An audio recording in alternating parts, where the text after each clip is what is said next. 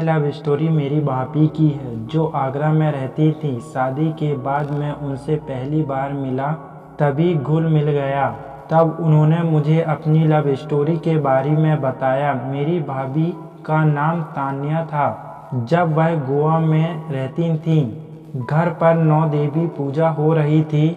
उस समय एक लड़का वहां आया और भाभी के जस्ट सामने बैठ गया और उन्हें देखने लगा। भाभी को पहले तो वह लड़का बहुत गलत लगा, फिर उसने भाभी को बहुत ही ज़्यादा देखना शुरू कर दिया।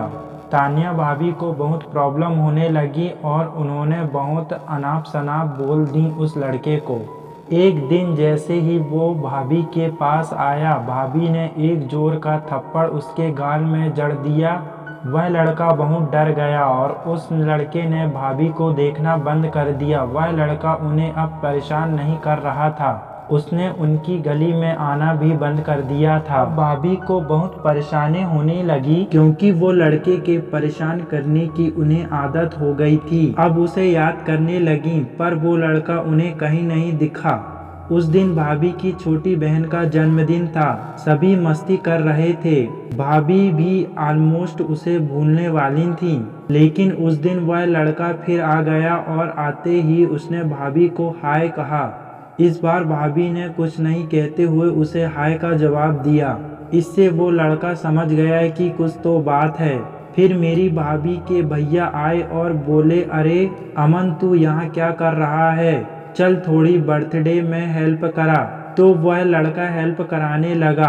हाँ, एक लाइट लेके घर पर चढ़ गया। मेरी भाभी ने उसे कहा, गिर जाओगे।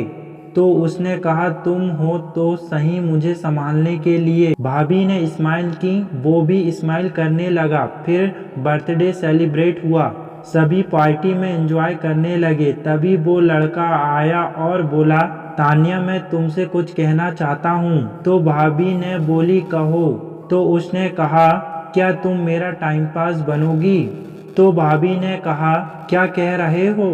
तो वो लड़का पहले डरने लगा और उसने बोल दिया, आई लव यू तान्या, मैं तुमसे प्यार करता हूँ, तुम मेरी ज़रूरत हो।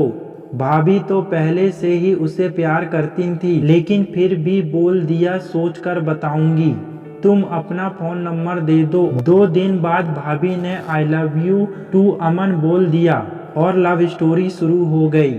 आफ्टर 6 मंथ बाद भाभी की शादी तय हो गई और वो लड़का और भाभी दोनों अलग हो गए। इसी गम में भाभी ने अपने हाथ पर उसका नाम चाकू से लिख डाला और यह सुनते ही उस लड़के ने भी अपने हाथ पर नाम लिखा लिया। शादी वाले दिन वो लड़का बहुत रोया और 3 दिन तक रोता रहा। फिर भाभी ने उसे मेरे फ़ोन से कॉल की और कहा, तुम मेरे देवर के दोस्त बनकर मुझसे मिलो, मैं तुमसे मिलना चाहती हूँ।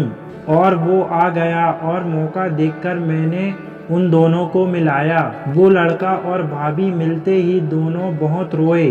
जो भी मन की बातें थी सभी बातें शेयर किए। आखिरी में लव द एंड करने जा रहे थे, फिर मैंने कहा, जस्ट स्टॉप, मैं किसी को नहीं बताऊंगा, तुम अपना प्यार रेगुलर रखो। और आज भी वो एक दूसरे से मिलते हैं और किसी को पता नहीं है।